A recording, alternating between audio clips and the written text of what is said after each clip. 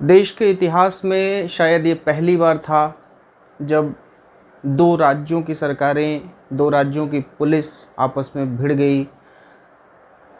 जान माल का नुकसान भी हुआ, कई सारे पुलिस वाले हताहत हुए, कई सारे पुलिस वालों की जान चली गई। और अब मामला यहाँ तक पहुँच गया है कि एक स्टेट की पुलिस दूसरे स्टेट के मुख्यमंत्री के खिलाफ़ एफआईआर दर्ज करती है और उनको सम्मन करती है अपने यहाँ थाने में आने के लिए। जी हाँ, मैं बात कर रहा हूँ असम और मिज़ोरम विवाद की। नमस्कार, न्यायशाला में आप लोगों का स्वागत है। आज मैं इसी विषय पर अपनी बात रखूँगा। ये असम और मिज़ोरम के विवाद आखिरकार है क्या, और ये विवाद क्या अभी जो विवाद हुआ है क्या अभी का विवाद था या कोई पुराना विवाद है, और अगर ऐसा कोई विवाद पहले से था तो इस मुद्दे को सुलझाया क्यों नहीं गया। मैं आपको ले चलूँगा कॉलोनियल एरा में, जब देश में ब्रिटिश हुकूमत होती थी। 1875 में एक डिमार्केशन होता है। असम का एक कचर ज़िला है जिसका कुछ हिस्सा समतल भूमि है और कुछ हिस्सा पहाड़ी वाला है। असम का एक ज़िला होता था लुशाई हिल्स ही अब जिसको अब मिज़ोरम नाम से जाना जाता है। तो उस जो डिमार्केशन हुआ 1875 में, 1875 के डिमार्केशन में ये वाला जो हिस्सा था, उनको जो डिमार्केशन किया गया, लुशाई हिल्स को जो हिल्स वाला हिस्सा था वो अलग कर दिया गया और जो समतल वाला हिस्सा था वो अलग कर दिया गया। उसके बाद 1933 में एक डिमार्केशन और होता है। उस डिमार्केशन के अनुसार लुसाई हिल्स और मणिपुर का एक बॉर्डर तय किया जाता है। और उसके बाद मिज़ोरम को जब भारत आज़ाद होता है तो 1972 में यूनियन टेरिटरी घोषित किया जाता है और 1987 में उसको पूरे राज्य का दर्जा मिल जाता है। पूरे राज्य का दर्जा तो मिल गया, लेकिन जो बॉर्डर्स थे वो जैसे पहले थे वैसे ही बॉर्डर्स रह गए और उन बॉर्डर्स का कोई डिमार्केशन फिर से नहीं हुआ। वो जो डिमार्केशन 1875 और 1933 में हुए थे वही डिमार्केशन रह गए। और जब पूरे राज्य का दर्जा दिया गया, यूनियन टेरिटरी बनी, तो डिमार्केशन को फिर से फाइनलाइज नहीं किया गया। और यही वजह है कि ये दो राज्यों की सरकारें आपस में भिड़ी हुई थी, दो राज्यों की पुलिस आपस में भिड़ी हुई थी। असम की सरकार कहती है जो 1875 में डिमार्केशन हुआ था उसको हम नहीं मानते, जो 1933 में डिमार्केशन हुआ था हम उसको मानते हैं। जबकि मिज़ोरम और मिज़ो के जो नेता हैं वो ये कहते हैं कि मिज़ोरम के लोगों से कंसल्ट नहीं किया गया था और हम 1875 वाला जो डिमार्केशन है हम उसी को मानते हैं। हम 1933 वाले डिमार्केशन के समय हमसे कंसल्ट नहीं किया गया तो हम 1933 के डिमार्केशन को हम नहीं मानते हैं।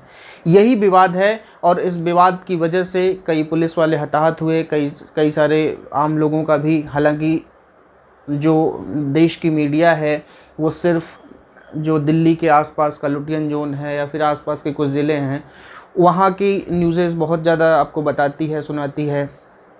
अगर ये हादसा, ये मसला अगर इधर उत्तर भारत के राज्यों में हुआ होता तो आज पूरे टीवी में यही डिबेट चल रही होती, पूरे टीवी में यही न्यूज़ चल रहा होता। लेकिन मसला नॉर्थ ईस्ट का है, वहाँ तक मीडिया पहुँच नहीं पाती। हमारे उत्तर भारत के लोग बहुत ज़्यादा दिलचस्पी भी नहीं दिखाते और ऐसा देखने में आ रहा है कि भारत सरकार भी उसमें कोई दिलचस्पी नहीं दिखा रही है। और मुद्दे को सुलझाने की कोई पहल मुझे तो अभी तक नहीं दिखी कि क्या पहल करी जा सकती है। हालांकि अब मैंने ये बताया कि ये विवाद था। अब मैं सिर्फ विवाद बताना मेरा उद्देश्य नहीं है इस प्लेटफॉर्म पर। अब मैं एक चीज़ और बताऊंगा कि विवाद आखिरकार दो राज्यों के बीच होते क्यों हैं।